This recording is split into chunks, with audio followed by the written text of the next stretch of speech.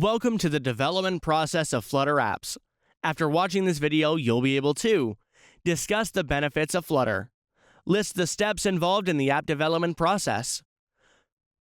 Companies focused on customer engagement and online sales typically need separate development teams and apps for Android and iOS, leading to higher costs and longer timelines. Flutter solves this by allowing the building of high-performance apps using a single code base for both platforms, helping companies optimize resources. Flutter facilitates faster development, reduced costs, and a consistent platform user experience. To fully utilize these benefits, effective planning and requirements gathering are crucial. Let's explore them. Planning involves understanding the app's purpose, identifying the target audience, and defining the core features and functionalities.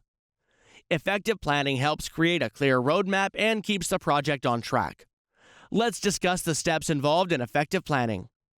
First, clarify the goals of your app. Then, analyze who will use the app and their needs. Next, decide on the main features and functionalities of the app. And finally, develop basic layouts and user interfaces. With a clear plan, you can move on to sketching the app's blueprint. This step involves planning the user experience, UX, and designing the user interface, UI, to determine how users navigate the app. Next, create a basic sketch of the screens and how they connect to visualize your app's flow and ensure a smooth user journey. Defining your app's interface, UI, is where you decide how your app looks and feels. Flutter offers pre-built widgets like buttons, text fields, and menus that you can arrange to create beautiful screens. You can even design custom widgets for a unique look. With your design sketches in hand, it's time to set up the Flutter environment. To begin coding, you'll need the Flutter Software Development Kit (SDK) installed on your computer. The official Flutter website has instructions for installing Flutter on Windows, macOS, or Linux. Once the setup is complete, you can write your Flutter code using a code editor like Visual Studio Code, VS Code.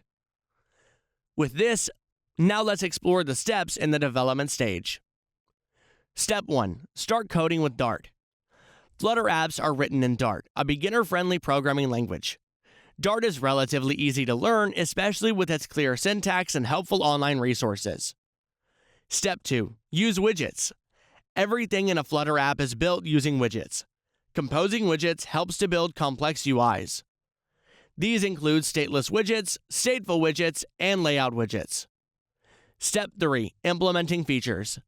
With the UI in place, start integrating the core features such as APIs, adding local storage solutions, and handling user inputs. Utilize the rich ecosystem of shared packages from the Flutter and Dart communities to speed up the development. Let's explore Flutter's hot reload feature to enhance efficiency in the development process. One of Flutter's features is hot reload, which allows you to see changes in your code reflected in the running app almost instantly without restarting it. This makes development fast and efficient. Effective state management is crucial to keep your app dynamic, especially as it grows and evolves. Flutter provides various state management solutions to handle data updates effectively. However, to build on this efficiency, robust testing and debugging are crucial to maintain app quality. Let's discuss it. Flutter provides tools and libraries for writing automated tests that ensure the app functions as expected on different devices and scenarios.